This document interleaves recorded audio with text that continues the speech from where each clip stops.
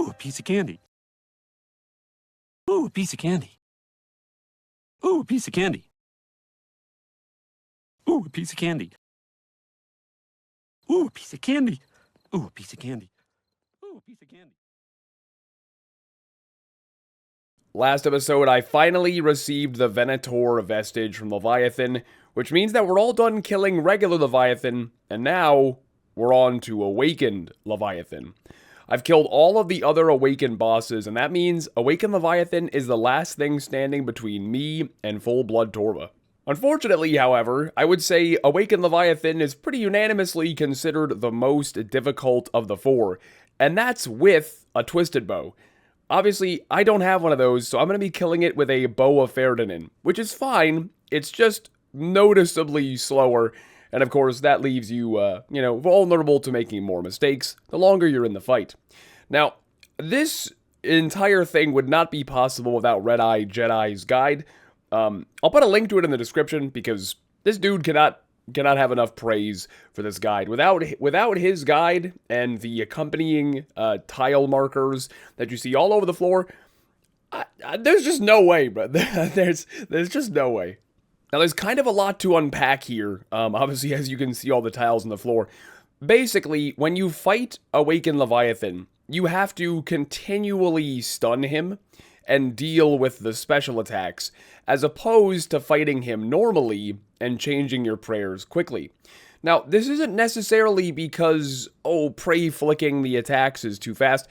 It's because when Leviathan speeds up, he normally drops a boulder where you're standing.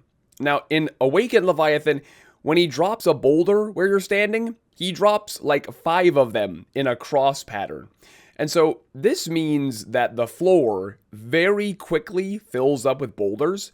And if you fill up the floor with boulders, you don't have anywhere to run when you're doing the enrage phase. And so realistically, you kind of have to do this method. Well, you don't have to, but normal people do. So what you do is you barrage the boss with Shadow Barrage, which stuns him. You then either have to deal with a Debris special attack or a Lightning special attack. The Lightning special attack is no problem. That's the same as a regular Awakened. Or regular Leviathan, rather. But the Debris one is quite different in that in order to not take up space on the floor that you're going to need later on, you use very specific tiles to drop the boulders on. Again, this is a big part of his guide. Shows you exactly where to barrage it at, where to shoot the boss in the back to proc it, and then where to go to drop the debris. Now, to start this grind, I have 67 Awakener's Orbs. 67 Awakener's Orbs is, frankly, a lot. For all of the previous bosses, I think I ended up using less than 10 on Iron Mammal. However, that is including me practicing the bosses on a main account. And because I have 67 orbs, I think I'm going to try to do all of my practicing for Awakened Leviathan actually on Iron Mammal. And, yeah, we got off to a bit of a rocky start. Oh, Jordan. It's okay. It's the first one of the day. We're a bit flustered. It's the first one of the day. We did make some good progress on my second attempt of the day, however, and we got the boss below 50%. Now, this is big because once it's below 50%, a tornado will spawn that will constantly follow you around, and it is really annoying. The biggest difference with the tornado being out is for the debris, you gotta start using the purple, orange, and green tiles to drop the rocks on, because the tornado follows you at a walking pace, meaning that it moves 1 tile per tick. Well, of course, when you run in RuneScape, you move 2 tiles a tick. So you can outrun the tornado, but you do have to run. So you have to kind of be particular about your pathing and stuff, and it adds another layer of stress to what is already a very busy fight. Nah, why did I literally was praying range. Why did I turn it off? Shit. I think just in a panic, I saw green, so I clicked on pray range, you know? Nah, shit. And I gotta say, I thought I was improving at a rapid rate because after only 6 orbs in total, I made it to the Enrage phase. Now, the Enrage phase is kind of like regular Leviathans, where once you get it to 20% health, it spawns that little, you know, the little power-up orb thingy, and you have to, you know, walk inside of that while attacking it. So that's normal. However, consider that the tornado is chasing you. So you need to stay within the radius of the little power-up thing. You need to maintain gap from the tornado. And then, to cap things off, you are getting hit by an attack from Leviathan every 2 game ticks. So basically, it's keep track of the tornado, move, attack the boss, and change your prayers, hypothetically, depending upon if he, you know, switches his attacks, every 2 game ticks. Needless to say, it's a lot. Luckily, the Web Weaver hits like a truck. And so my very first attempt of making it to sub 20%, we got the boss's health down to like 7% left. That's not bad. Ho! Yeah, that's pretty fast-paced. You gotta change your prayers pretty fast. Holy fuck. No, I wasn't in it. Nah, fuck. I literally, I looked at the XP drop, saw that it was small, and went, nah, I'm too far ahead, and then I just completely didn't even think about the prayers. Brain turned off.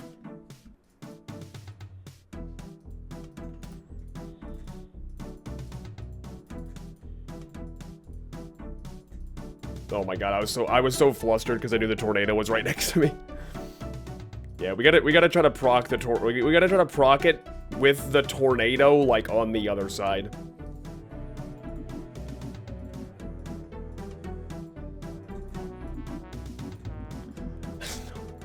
I prayed melee. I literally had that, I think. I think I had that if I actually prayed range and not melee. So in a matter of 6 Awakener's Orbs, I went from feeling like I had no idea what I was doing, to making it to the final 20%, which felt amazing. That felt like really fast progress, and I thought, I'm gonna get this done in way less than 67 orbs. What followed that, however, was what I considered to be Enrage hell. Getting Leviathan to 20%, once you have a feel for the pattern down, became routine. I was getting Leviathan down to 20% health effectively every single time. The problem is, I wasn't able to finish it from there. Over and over again, I would make it to the final 20%, I would shoot my Web Weavers, and then something would go wrong.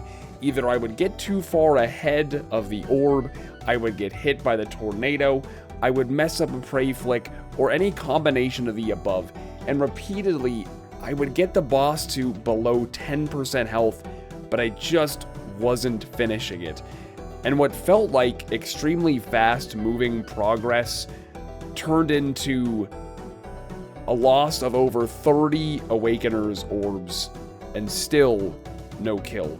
I ended the day with 29 Awakener's Orbs left, 67 to 29 Awakener's Orbs in one day, in which I made it to the Enrage phase almost every single fight, but I just couldn't get it done. The very next day, we got right back to it, except I decided I should probably set my ego aside and practice on a main account for a while, because clearly something is not clicking with the Enrage phase for me. Now, because I really only needed practice with the Enrage phase, not the first 80%, I did use a Twisted Bow just to get to the Enrage phase as quick as possible, and oh my god. This is the first time, I think, since alching my Twisted Bow, where I really thought, God, I wish I had this thing back, man, because it's literally twice as fast as the Bofa. It's not even funny. The difference between the Bofa and the Twisted Bow for Awaken Leviathan is just crazy. But yeah, so we hop on a main account where I can just buy as many Awakener's Orbs as I want. And guess what? On attempt number 3, no problem, of course. Nice. Okay, yeah, I think, Wow, no way! Mr. Mammal selling account services and getting blood kits on other accounts. That's crazy. I would ban him if it were me. Yeah, I think, riding the outside layer is making a world of difference. So now I've proven to myself that I can do this. At this point, I'm considering it a mental block. It's kind of like when you consider Jad to be super difficult, and then after you beat it once, you're like, well, that's not so bad. What the hell am I freaking out about? I think it's more mental than anything else. I think that I'm getting in my head about the fact that Iron Mammal has a finite number of orbs, and I'm choking. It's as simple as that. So I get back on Iron Mammal after getting the kill on a main account. I can do this. I know I can do this. And I don't do it. I don't do it. I continue to die on the Enrage phase. I burned 10 more Awakener's orbs. We now have 19 remaining. And to make matters worse, this was a short stream before I was headed off to Chicago for the weekend. I really, really wanted to get the kill before I left for my trip. It would have been a weight off my mind, but it just wasn't meant to be. So we have 18 Awakener's orbs remaining for us to try and get this done when I return from my trip.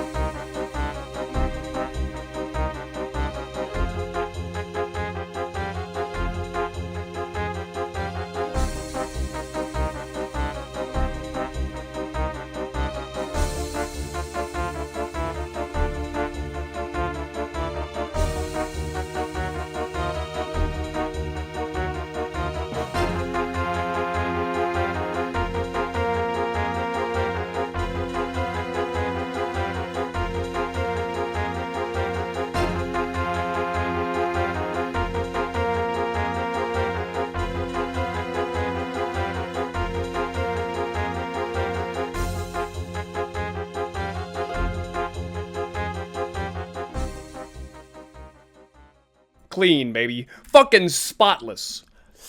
Ugh. Spotless, motherfucker. Not a scratch on me. Let's fucking go, baby. Let's fucking go. Whew. That'll do, baby. That'll do. That took more orbs than I wanted it to, but it is done. It is done, my friends. On the Iron Man, we have obtained the Ancient Blood Ornament Kit and completed the Leviathan Sleeper Grandmaster Combat task for defeating Awakened Leviathan. That is, in my opinion, probably the hardest thing I have ever done in this game. I'm of the opinion that that is the hardest deliberate content in this game. By that I mean, you know, stuff like solo Theater of Blood is harder, but you're not supposed to do that anyway. So, I think for, you know, doing the content as intended, quote unquote, I think that's probably the hardest thing in the game. Way to milk it. Yeah. Hey, it's done, man. That's all that matters. It's done.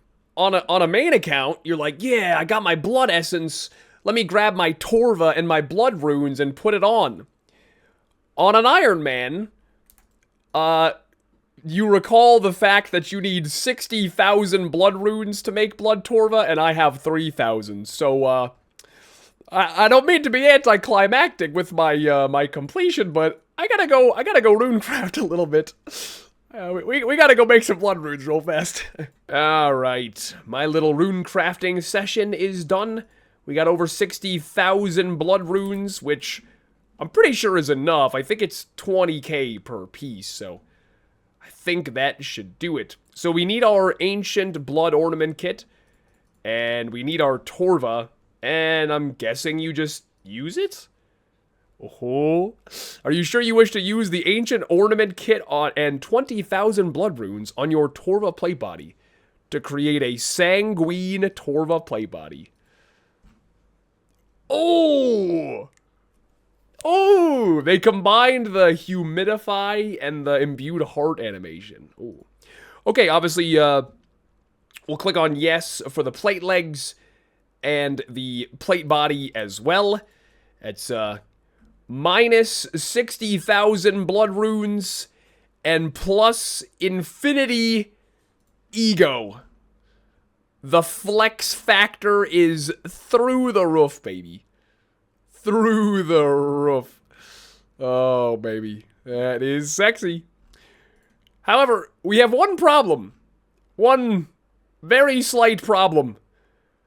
My Scythe of Iter really does not fit the vibe.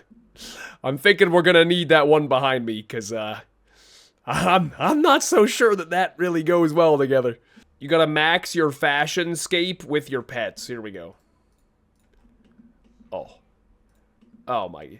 I'm sorry, you're just gonna have to give me a little time to froth over this. It's gonna, just let me have this, okay?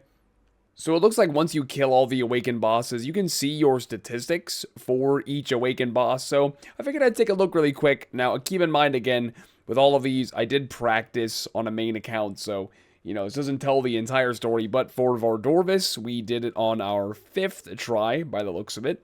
For Duke, we got the kill on our 8th attempt. Whisperer, we did not die once. We got it on our 1st try. And last but not least, Awakened Leviathan we got on our 54th attempt. Needless to say, one of these was not like the others.